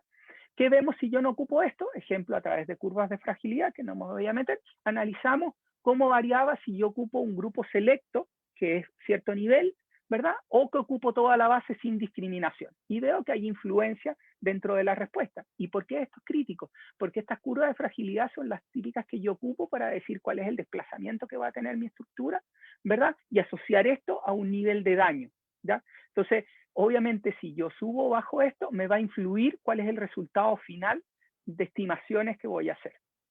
Y con otro alumno, Sinai Vega, en el 2015, analizamos qué pasaba si yo ocupo spectral matching, ¿ya? Y nos pusimos también, vimos con curvas de fragilidad, no me voy a meter, pero vimos qué pasa si yo lo acoplo a lo que se llama un registro de la norma o lo llevo a un registro de 2 PIC, que es uno propuesto por el profesor Sergio Ruiz también, y vimos cómo es la influencia si yo ocupo, sigue la misma tendencia, no sigue la misma tendencia, dónde está el límite que yo podría usar para tener un buen comportamiento.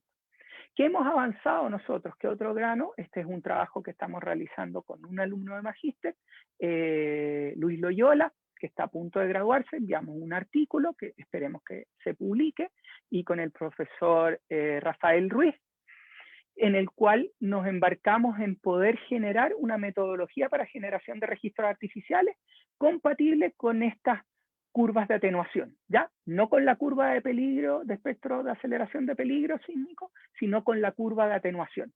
Y esto nos permite, a través de un proceso en el cual se usa un ruido, una modulación de un ruido blanco, y después se pasa por un proceso de optimización a través de un kriging con un metamodelo, ¿verdad? Y generamos un gran número de registros, o el número de registros que queramos, con una cierta variabilidad, y que son capaces de estar dentro de un rango de la curva de atenuación. Entonces esto lo que nos dice son posibles terremotos, ¿verdad?, que tienen una cierta variabilidad, que representan magnitud 8,2 y que están a un largo de ruptura de 50 kilómetros. Entonces, en vez de estar amplificando, con esto podemos tratar de rellenar nuestros espacios perdidos o que están sin componente dentro de nuestra base de datos de registro, para poder hacer análisis mucho más acabado de la estructura. Obviamente, no todos terminan perfectamente, pero se le puede hacer algún retoque a través de un spectral matching localmente para poder igualar en algunos puntos donde empezamos a ver ciertas variaciones.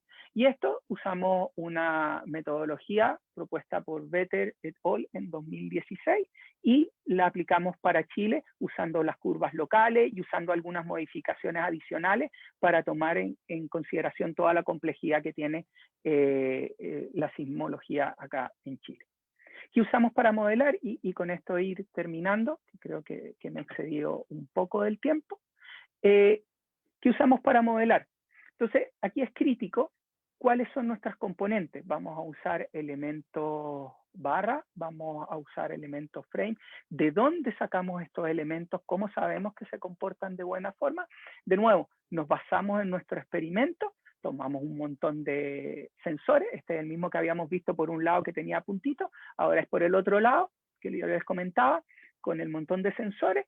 Tomamos esos sensores, más esta fotogrametría, corremos el ensayo, vemos cuál es su estado. Con esto podemos plantear nuevas curvas que nos representen cómo va a ser la representación de la respuesta del material a nivel local. Podemos ver cuál es la respuesta global de nuestra estructura, o podemos ver la respuesta local del elemento, es decir, la curva que nos represente momento curvatura o alguna otra. Y dependiendo de esto, usamos estos como modelo. Para edificios en Chile que son más bien complejos, ¿verdad?, que podemos usar desde algo bien simple, como un elemento barra con rótulas concentradas, o podemos ir a elementos de resorte, multiline vertical element, ya en procesos mucho más complejos, en 3 dimensiones. Podemos usar otros más complejos también de elementos, por ejemplo este de Colosvari del 2014, que lo inició el profesor Leonardo Mazzone durante su tesis de doctorado también, así que también está ahí colaborando y que colaboró en el artículo de Colosvari et al. En 2019 también, y que está todavía mejorando para incluir o hacerlo más rápido este elemento y que pueda de forma muy eficiente poder usarse para análisis tiempo-historia.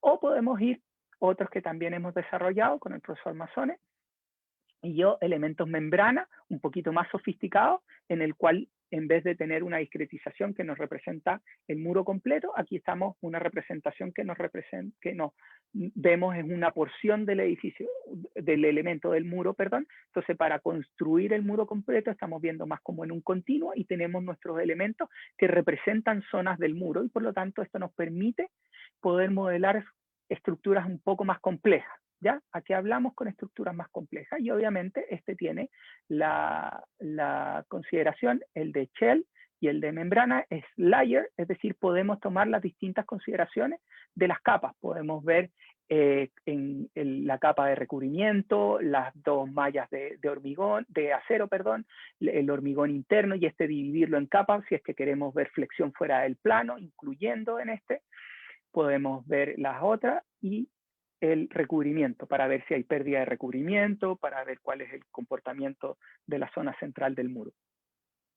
Ya esto también permiten, en cierta forma, lograr esta separación de nuestros elementos. ¿Qué podemos lograr con elementos como el que estamos presentando? Que es el de membrana primero. Podemos ver elementos mucho más complejos. Este es un ensayo que hizo el profesor Fernando Ñáñez en 1993 y que usamos como validación para nuestro modelo. Tomamos con los datos experimentales de él, modelamos la estructura, la sometimos al mismo con los parámetros y vimos si éramos capaces de reproducir cuál es el nivel de deformación que hay local. Esta es la gracia de esto, nos permite decir cuáles son los niveles de deformaciones locales, ¿verdad? Y nos permite también ver cuáles son las deformaciones y las demandas que vamos a tener a nivel global. Podemos ver elementos complejos, podemos ver su respuesta cíclica. ¿Cuál es la gracia de este elemento a diferencia de otros tipos de membranas? Es que incluye este grado de rotación, ¿ya? En el plano.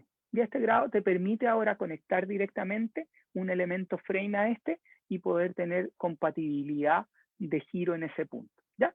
Entonces permite tener un mejor comportamiento dentro de la estructura, una distribución mejor de deformaciones internas y poder ver de mejor forma cómo son las deformaciones y las tensiones internas de nuestra estructura, ¿ya?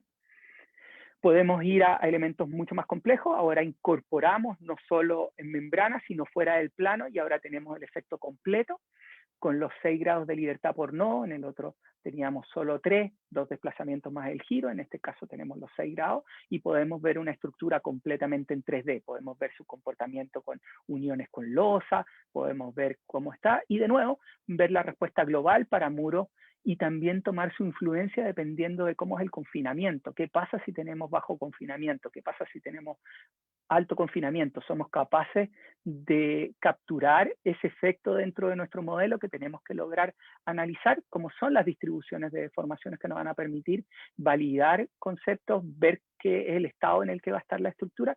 ¿Qué quisiéramos lograr? Este es un approach que yo hice en el 2012, en el cual trataba de ver cuál es el nivel de grieta esperado dentro de mi estructura cuando yo he sido sometido a un nivel de desplazamiento. Entonces yo tomé mi edificio, lo empujé, ¿verdad? Este es un muro, teníamos algunos ensayos, este es del EFAT de 1970 que usamos como validación, y a través de ciertas relaciones entre deformaciones y nivel de grieta,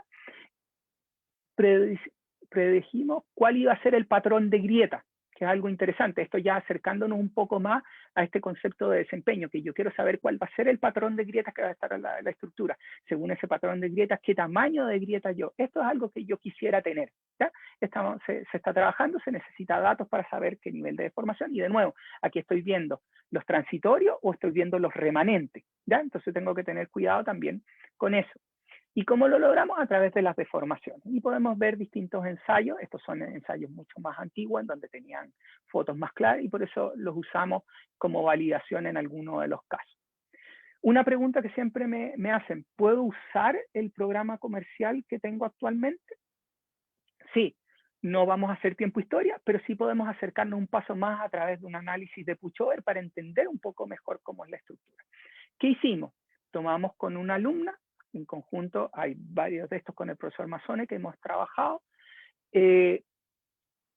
también con esta alumna Suquillo, que ahora va a empezar a hacer su doctorado en el departamento de Ingeniería Civil. Tomamos la idea de no solo analizar un edificio, sino también validar los criterios que pusimos en la normativa chilena. Entonces, ¿qué nos pusimos como tarea? Modelar un edificio en el que tuviéramos bastante información de con bastantes daños, datos, tratar de modelarlo usando las consideraciones de capa, el tipo de modelamiento que tiene ETABS, que un software comercial, no solo estos que desarrollamos en investigación o están en OpenSys, desarrollados en distintas plataformas, o algunos un poco más sofisticados como Perform, que también se ocupa y es el estándar usado en otras partes del mundo para análisis tiempo-historia de componentes no lineales, ¿verdad? Pero que quisimos ver si podíamos hacer un approach con algo que tienen en las oficinas para ver si podemos llegar a entender un poco mejor a través de un Pushover la respuesta que tiene la estructura. Obviamente aquí hay que tener cuidado de cuáles son las propiedades de los materiales, las distintas capas, cómo influye el confinamiento dentro de la respuesta, cómo influye en el acero, que esto está metido o embebido en el acero, y por lo tanto tenemos, cuando ocurren grietas, ocurre una distribución de grietas que hay que tener en consideración, que no es una tensión constante, sino que hay una variación a lo largo. El otro punto es qué patrón de carga queremos usar. Y aquí hemos analizado el comportamiento acoplado de estructuras con una alumna también en 2018. Y en tomamos con otro alumno, Hernán Santos, y gracias a la colaboración de la oficina de don Tomás Gendelman, que nos facilitó una gran base de datos de estructuras que ellos tenían, usamos una metodología que es presentada por Chakeri et al. En el 2010, y encontramos cuáles eran estos patrones, ¿verdad?, de cargas que deberíamos tener. Y obviamente lo hicimos para distintos conjuntos de edificios, conjuntos de 10 pisos, de 15 pisos, de 20 pisos, 25 pisos. Y obviamente tenemos que, mientras más bajo el edificio, el primer modo es lo que esperábamos, es el que más va a estar influyendo, pero a medida que nuestro edificio empieza a crecer en altura, empezamos a ver una influencia mayor de los modos superiores. Por lo tanto, esto lo que indica es el patrón de carga que yo le debería poner. Esto que veíamos acá, este patrón de carga, ya no es el que nosotros esperamos de Pushover, que es triangular inverso, sino tiene alguna forma un poco más compleja, y esto me permite, si yo quiero analizar, ejemplo, una parte de mi sistema estructural, un eje resistente, yo podría usar una de estas aproximaciones de la respuesta. Obviamente, como todo, esto es variabilidad, yo muestro la media. ¿Ya? Esto tiene una variabilidad y uno puede incluir esa variabilidad en el análisis. En realidad esto no va a ser. Y el otro problema que hay, ¿verdad? Esto es solo usando análisis lineal elástico, ¿verdad? Y modal espectral, para poder encontrar estos patrones de carga, pero tener una idea de cuál es el efecto, que es algo crítico. ¿Qué yo voy a empujar? No da lo mismo empujar con una carga que con una carga triangular, o estas cargas que van variando en altura. ¿Ya? Entonces, vemos esto a través del alumno de Hernán Santos, que también analizó otras cosas que no vamos a presentar en que son con sistemas acoplados y el uso de elementos no lineales para ver la respuesta y cómo influye el sistemas acoplados y cómo varía la respuesta de nuestra estructura, si hay muros cortos, muros largos acoplados, y cuál es su respuesta, que nos permiten tener ideas de mejor cómo va a responder estructuras normales en Chile ante una demanda sísmica. ¿Ya? Y obviamente tenemos que tener cuidado porque nuestros edificios tienen lo que se llama el lado corto y el lado largo, y por lo tanto esto entre el lado corto y el lado largo también vamos a tener diferencias de las demandas. Estos están todos normalizados a 100% de altura. Después uno lo ajusta simplemente para ver la forma que es, por eso están todos al mismo nivel, aunque sean de niveles distintos. Entonces, también esto lo logramos hacer con la base de datos de la oficina de don Tomás Tienderman, que le agradecemos mucho por habernos facilitado esos datos. Volviendo al edificio, entonces nosotros, usando la misma metodología, pero para este edificio en particular, calculamos cuál era el patrón de carga que deberíamos tener y empujamos nuestra estructura hasta 2 niveles de demanda, ¿verdad? Que no me voy a meter esos 2 niveles de demanda, pero que estaban relacionadas con lo que yo había esperado de diseño para el terremoto del 2010. ¿Ya? ¿Con el fin de qué? De poder validar mis criterios de aceptación que pusimos en la normativa chilena, estudiar cuáles eran estos, ver las relaciones con los patrones de grieta, ¿verdad? Y adicionalmente ver si logramos, a través de un análisis simple, ver lo que le había pasado al edificio o que nos hubiera dado indicio de que en algunos puntos donde se vieron las fallas, ocurrían las fallas también en nuestro modelo. Entonces, vimos esto en forma global, también lo podemos ver en forma local y somos capaces de ver que se nos pasan ciertos niveles de demanda, ¿verdad? De compresión en nuestro elemento, viendo o advirtiéndonos que podía haber una falla en este punto dado. También para elementos en los pisos superiores también fuimos capaces de observar el efecto de torsión que producía cuando empezaba, qué elemento empezaba a fallar primero, cómo eran estas fallas, si eran acortes, si era flexión, y qué hubiéramos podido hacer para tratar de impedir que estas elementos hubieran sido. Entonces, esta es una de las gracias del diseño de desempeño. Nosotros empujamos y tenemos una mejor percepción de lo que está pasando dentro de nuestra estructura. Obviamente, si son estructuras regulares y típicas, en la metodología actual nos permite una estructura completamente segura. Esto es cuando tenemos estructuras que se salen de la norma, son irregulares o son altas o tienen algo especial que nosotros deberíamos tratar de evaluar o tenemos alguna sospecha de que algo puede estar ocurriendo dentro de nuestra estructura para poder validar de mejor forma su comportamiento. ¿Ya?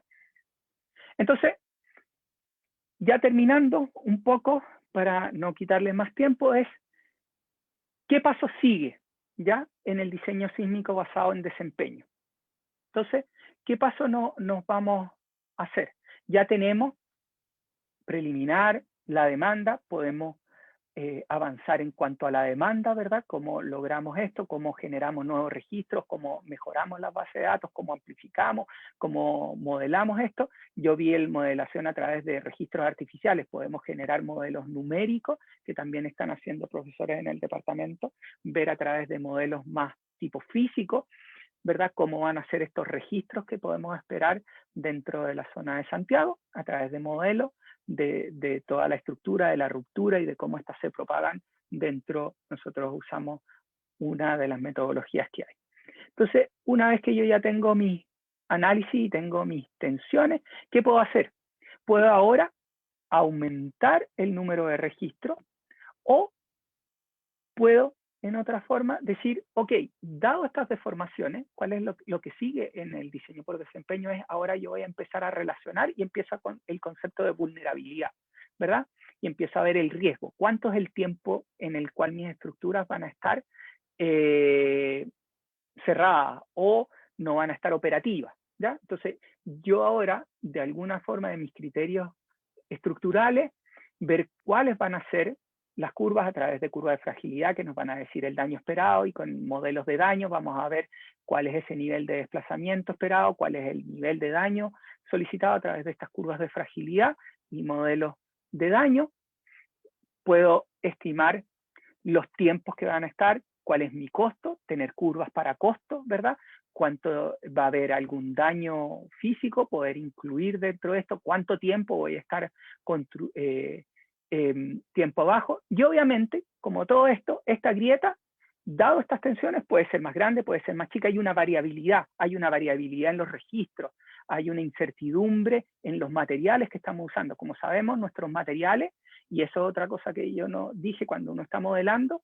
Cuando uno modela, tiene que ver a qué nivel del material vamos a usar. Vamos a usar un nivel más alto del que definimos para el diseño estándar, porque nosotros sabemos que nuestros materiales están con cierta confiabilidad y por lo tanto lo que nosotros especificamos es el mínimo con un cierto nivel de confianza y nuestra media está un poco más alta.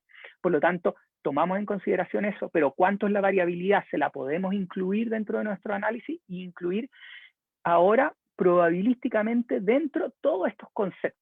¿Ya? Entonces involucramos a través de este dado toda la incertidumbre que tenemos de tiempo, porque el tiempo no va a ser único, cuánto se va a tardar en reparar, y eso depende. El tipo de grieta me dice, para una estructura pueden haber este rango de tiempo que se va a demorar y este rango de precio dependiendo del tiempo, ¿verdad? Entonces yo tengo que lograr meter eso, tengo que lograr meter todos los posibles registros, ¿verdad? Y ahora esto ya empieza a ser mucho más complejo porque ahora nuestro poder computacional necesita ser mucho más grande, nuestros modelos necesitan correr mucho más rápido y tengo que ver opciones distintas y que para esta parte que no me voy a meter, que ahora es otro mundo que hay que trabajar y en el cual estamos trabajando con curvas de fragilidad, generando para poder relacionar cuáles son los estados de daño para distintos niveles de demanda.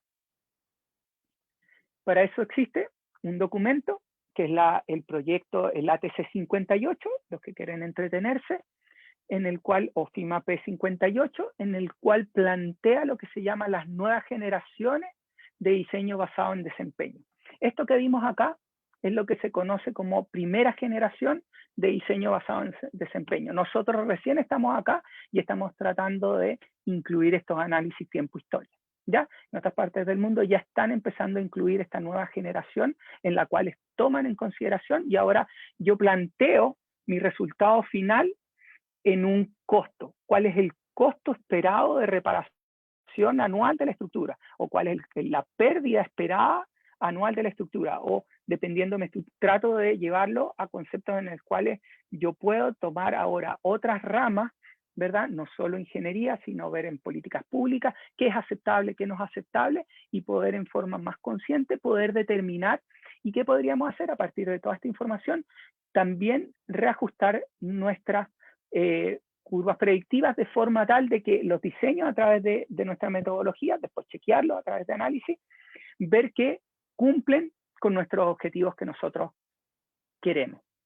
Parece que me he excedido un poco de tiempo. Les agradezco a todos por el tiempo y la paciencia de haberme escuchado. No quiero antes, sin agradecer a las y los estudiantes que han participado conmigo en distintas tesis de magíster, de pregrado, en distintos análisis y que han ayudado a la generación de todos estos gráficos que ustedes han visto, que son el trabajo que ellos han hecho durante sus trabajos de título o sus tesis, ¿ya? Y que nos permiten a nosotros poder ir avanzando y colaborando en granitos de arena en la evolución, por ejemplo, en este caso, del diseño basado en desempeño, viéndolo, ¿verdad?, de los distintos. Y esto lo podemos usar también para los criterios de diseño normales, sí. Como vimos, los ensayos nos permiten determinar cuáles van a ser y por lo tanto podemos, a partir de esos ensayos, predecir cuáles van a ser nuestros requerimientos, ¿ya? No solo para diseño, sino para tener unas estructuras más resilientes, que es lo que buscamos. Siempre con todo esto lo que estamos buscando es tener estructuras más resilientes, que tengan un mejor comportamiento y que este comportamiento sea predecible para la demanda que yo estimé a la cual iba a estar sometida la estructura. Entonces con esto doy cierre y les doy muchas gracias a todos por su tiempo y haberme escuchado por todo este largo plazo. Disculpen por la extensión del tiempo. Pensé que iba a ser más corto. A veces me entusiasmo con el tema, no sé si se nota, pero me encanta el tema, entonces me pierdo el tiempo. Muchas gracias, profesor, por su presentación. Y superamos las 100 personas visualizando el seminario, el de hoy día. Ahora vamos a pasar a la ronda de preguntas del público. Y la primera pregunta que tenemos es la siguiente. ¿Cuáles son los avances que han permitido ampliar los límites del conocimiento en su área de desempeño en beneficio de la sociedad? ¿Y cuáles son los nuevos desafíos? Entonces, como vimos los nuevos desafíos, voy a partir de atrás, es lo último que vimos, esto que queremos lograr, donde queremos ver en poder ya no solo como ingenieros, sino con distintas ramas de políticas públicas, decir qué es aceptable para la población y cosa de así avanzar en estructuras más resilientes. Nosotros como ingenieros podemos decir, mira, este va a ser el costo, este es el daño esperado, esto es lo que yo espero tener, y tú como políticas públicas me dices, mira, sí, esto es aceptable, esto no es aceptable, esto la comunidad con sociólogos, y esta es la gracia de esto, poder incluir no solo y abrir esta rama a más cosas. Nosotros podemos ver y distraernos en todo lo que tiene que ver con el análisis tiempo-historia, los modelos, cómo definimos esto, la matemática que hay detrás, el modelamiento, pero tratar de incluir y dar insumos para otras disciplinas que podamos en conjunto y como sociedad poder determinar qué es lo aceptable, qué es lo que queremos. ¿Ya? Nosotros proveemos los insumos y como sociedad definimos hasta dónde queremos lograr para llegar a tener estructuras más resilientes. Por el intertanto, ¿qué hemos hecho nosotros? Esa misma filosofía, tener estructuras más resilientes, tener estructuras que tengan mejor comportamiento, ¿verdad? Porque eso es lo que espera la población. Uno ha visto después de los terremotos, y esto ahora voy a tratar de responder cuáles son los avances, un poco lo que ha pasado en los terremotos. ¿Ya? Nosotros tenemos un laboratorio natural, que son los terremotos que nos aquejan cada cierto tiempo. Por lo tanto, estamos constantemente, este primer paso que yo les mostraba arriba, que es poniendo bajo el microscopio, bajo la lupa, nuestros requerimientos que nosotros definimos a través de ensayos de laboratorio, que nos juntamos en comisiones a discutir, planteamos ideas, planteamos requerimientos, vemos por qué sí, por qué no, dónde podemos llegar, que sea acorde a lo que se puede definir en construcción, en diseño, y por lo tanto, ¿cuáles son los avances? Hay avances en construcción que nos han permitido tener mejores materiales, hay avances en certificación de calidad que nos han tenido mejores comportamientos, tenemos avances en computación, si nos vamos a modelos que nos permiten poder procesar y analizar mejores registros, mayor número de terremotos, ver estructuras mucho más complejas, tener un comportamiento menor, de forma tal de poder ofrecerle a la sociedad un comportamiento de estructuras más aceptables y que tengamos una idea mucho más acabada. Ya sabemos qué estructuras se comportan y cómo se comportan de distintas, pero tener un entendimiento mucho mejor de qué hace cada componente. Entonces, esto nos ha permitido el avance, todos los estudios, todos los ensayos, estos ensayos por laboratorios naturales que son los terremotos, nos han permitido tener un mejor, un avance en las líneas de investigación. Y que también van haciendo ustedes como estudiantes del departamento, los que me están escuchando, que a través de sus tesis de trabajo de título y de magíster y doctorado prontamente, que vamos a abrir en el departamento, que ya está empezando a captar a los primeros estudiantes, lograr avanzar el conocimiento aún más en estas líneas diversas de ingeniería sísmica, geotecnia y estructura. Muchas gracias, profesor. Seguimos con la consulta de Iván Salas. Dice, se habla del diseño por desempeño para promover la innovación. ¿Podría ayudar a desarrollar edificios sustentables en Chile? Como es el caso de países europeos como Noruega, con el Mjøstorna, o en español denominada la Torre del Lago. Sí, la gracia del diseño por desempeño es que yo lo estoy viendo solamente el punto diseño de desempeño, diseño sísmico basado en desempeño. Yo podría tomar mi edificio y pensar los mismos conceptos, ¿verdad? Pero diseño basado en desempeño simplemente, en el cual yo puedo decir, yo quiero tener mis estructuras más sustentables, ¿verdad? Por lo tanto, que yo defino criterios que para mí son aceptables de sustentabilidad. Y por lo tanto, después tengo que evaluar que esos criterios de sustentabilidad son capaces de lograrse. Como modelo eso, depende de la disciplina que yo voy a usar, tipo de materialidad, pero sí, el diseño por desempeño te permite tener edificios más sustentables. Lo único es, adicionalmente, como veíamos estos tiempos en el que se va a estar abajo, podemos ver qué significa poder hacer la comparación, qué significa hormigón contra otro tipo de material dentro de nuestra estructura en función de su comportamiento a través de pérdidas, más las pérdidas de que o si yo cambio el material y lo hago más sustentable, pero en pérdidas a largo plazo. Por lo tanto, puedo hacer esas comparaciones y lograr tener estructuras más sustentables, incluyendo, como lo hicimos con pérdida y tiempo que van a estar abajo, y que ve la profesora Yolanda, por ejemplo, esta parte de riesgo para infraestructura de cañerías, por lo menos, que ya hubo una presentación que la pueden ver, haciendo el anuncio también para que vean las pasadas.